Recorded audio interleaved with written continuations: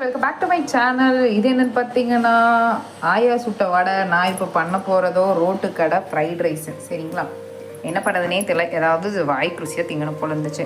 அதனால் சடனாக பேனை வச்சு எண்ணெய் ஊற்ற போகிறேன். எண்ணெய் காஞ்சதையும் நான் கட் பண்ணி வச்சுருந்த வெங்காயத்தை வந்து நான் முதல்ல எடுத்து சேர்த்துக்கிட்டேன்.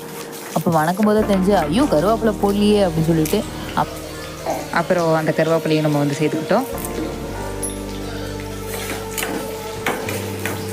அப்படியே அப்படியே வணக்க ஆரம்பித்தாச்சு. இது கூட வந்து லைட்டாக உப்பு போடணும் அப்படின்றதுக்காக கொஞ்சம் ஒரு உப்பு வந்து நான் சேர்த்துக்கிட்டேன். அதையும் போட்டு கொஞ்சம் நேரம் நல்லா வந்து வணக்கி ஊற்றி எடுத்துக்கிட்டேன். ஆனால் இந்த வெங்காயம் பார்த்திங்கன்னா வந்து ரொம்ப வந்து வணங்கிடக்கூடாது, ஓரளவுக்கு வணங்கணும், ஆனால் வணங்காத மாதிரி இருக்கணும். அதை மட்டும் பார்த்துக்கோங்க. பொதுவாக வீட்டில் அந்த குழந்தைங்க யாரோட செல்லமாக இருந்தாலும் ஹாப்பியாக இருக்கும். இருந்தாலுமே அந்த குழந்தை அம்மா செல்லுன்னு சொல்லும்போது அவ்வளோ குஷியாக இருக்கும். அந்த மூமெண்ட் அது. இதுக்கு மசாலாலாம் போகணும். நான் சொன்னேனே வடை வாங்கிட்டு வந்தேனே, அதை ஒரு சைடில் அப்படியே கொச்சிக்கிட்டே வந்து நான் இந்த வேலையும் பார்த்துட்ருக்கேன். கொஞ்சம் லைட்டாக இப்போ வந்து இஞ்சி பூண்டு பேஸ்ட்டு சேர்த்திக்கிறேன். அதுக்கப்புறம் கொஞ்சம் கரம் மசாலா, இதுக்கப்புறம் இது வந்து சிக்கன் மசாலா, இது வந்து முட்டை மசாலா, இது வந்து மிளகாத்தூள், லைட்டாக பிரியாணி மசாலாவும் சேர்த்துக்கிட்டேன்.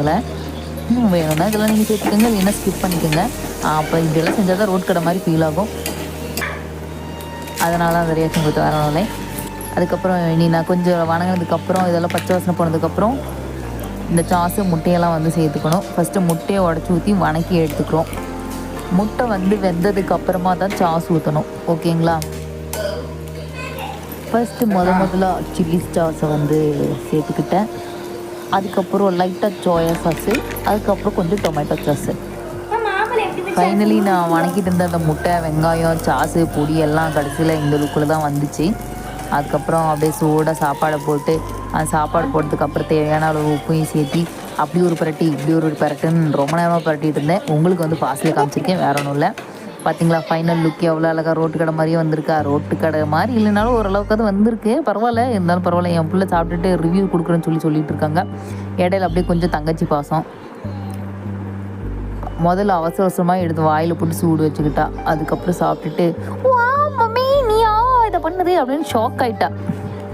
அப்படியே மறக்காமல் இந்த வீடியோக்கு ஒரு லைக்கை போட்டுட்டு சப்ஸ்கிரைப் பண்ணாமல் தான் பண்ணிட்டு போயிருங்க.